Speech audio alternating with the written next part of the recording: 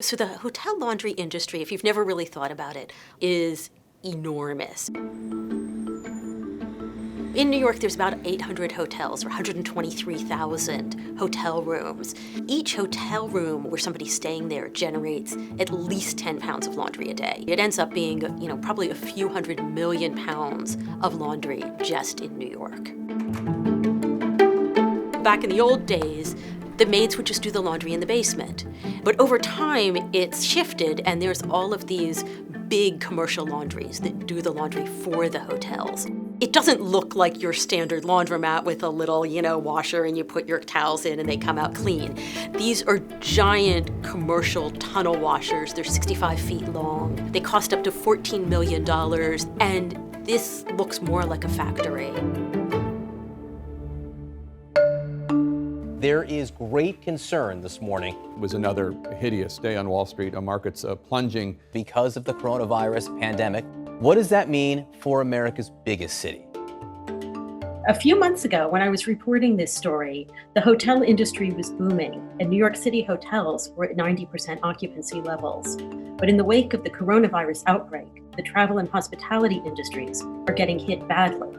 Hotel occupancies in New York are cratering, and that's meant less dirty laundry for companies to clean. In New York City, the occupancy rate throughout the year is usually around 98%. During 9/11, occupancies for the hotels dropped to its lowest, and it was 78%. During the coronavirus, occupancies have hit 10% and lower. So what we're doing now is picking up absolutely nothing. We're just dropping off empty bins, hoping that we pick up anything, if anything. Yaakoub Hijazi, who's the president of Star Laundry, first came to my attention through our 30 Under 30 process. He was a nominee in the manufacturing and industry category, and I was immediately struck by his nomination because he's 27 years old, he's running a business that has over $100 million in revenue, over 400 people working for him. That is not typical for our 30 Under 30s. So Yaakoub is quite young. He's 27 now, and he was much younger when he took over the business. His father, quite sadly, had passed away when he was 19, and Yaakoub decided that he was going to ditch school and take over the business. At the time, the business was very small and it was not doing well at all. And Yaakoub wanted to fix it, to save his father's reputation and build something bigger. And little by little, he managed to do that. He turned around the finances and built it into the largest laundry in New York. So we're trying to get hospital contracts, but there are two major players in the laundry industry that only work with hospitals. What I'm hearing now is certain hotel properties are going to turn into hospitals. So Marriott and Hilton are bidding against each other to try to get those contracts. So if hotels start converting into hospitals, I'm sure they'll need sanitary linen daily for us to pick up and drop off, which we are capable of doing since we use such high heat and an abundance of chemicals that sanitizes the linen. If Star Laundry can work with these hotels as they potentially transform into hospital outposts, the company may fare better than expected in the coming months.